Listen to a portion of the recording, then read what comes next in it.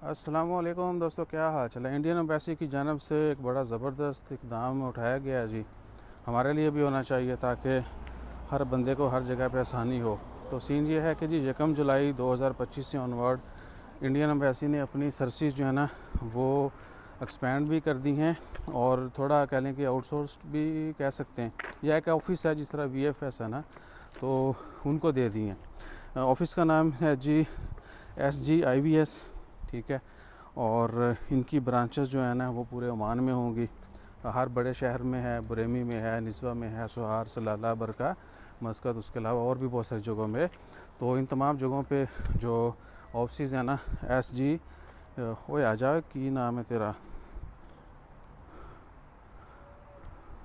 अच्छा, SGIVS global services है जी। तो 1 जुलाई से ऑनवर्ड इनका आगाज़ हो रहा है। तो कौंसलर सर्विसेज जितनी भी हैं वो, पासपोर्ट और वीज़ा से रिलेटेड जितनी भी सर्विसेज हैं वो आपको SGIVS के ऊपर मिलेंगी।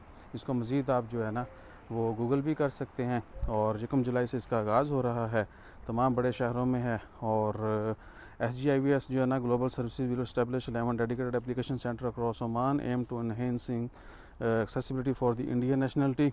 और ये सेंटर जो है ना वो 100% फंक्शनल हो जाएंगे। अभी पार्शली ओपन होंगे और 100% जो है वो फंक्शनल हो जाएंगे 11 जगहों पे 15 अगस्त से यानी 100% हो जाएगा। अभी पार्शली जो है वो आहू हो जाएगी। और जो ऑफिस लोकेटेड होंगे जी वो मस्कत, सलाला, सोहार, इबरी, सूर, निज़वा, दुकम, इब्रा, खसब, बुरेमी और बरका, इन तमाम लोकेशन के ऊपर इंडियन एम्बेसी की ये कौंसलर सर्विस जो है वो लोगों को मुहैया की जाएंगी। तो दुआ करें एक तो हमारी एम्बेसी वो थोड़ा वो बिल्डिंग जो एलोकेटेड है स्पेस वहाँ पे बन जाए, थोड़ा जगह बढ़ जाएगी तो सर्विसेज में भी बेहतरी आएगी। बाकी जो अच्छा इक़दाम है हमारी एम्बेसी का, एक तो जुमा वाले दिन जो लोगों के लिए ओपन करते हैं, या बाकी बहुत सारी दफ़ा ये भी हुआ है कि छुट्टियों में भी कर देते हैं। और फ्रीक्वेंट विज़िट जो करते हैं बाकी सिटीज़ में उनको बढ़ाया जाए ताकि दूर दराज से आने वाले लोग हैं वो अपनी जिस भी जगह पे काम करते हैं वहीं पे नियर बाई जाके सर्विस हासिल कर सकें। So good luck to everyone.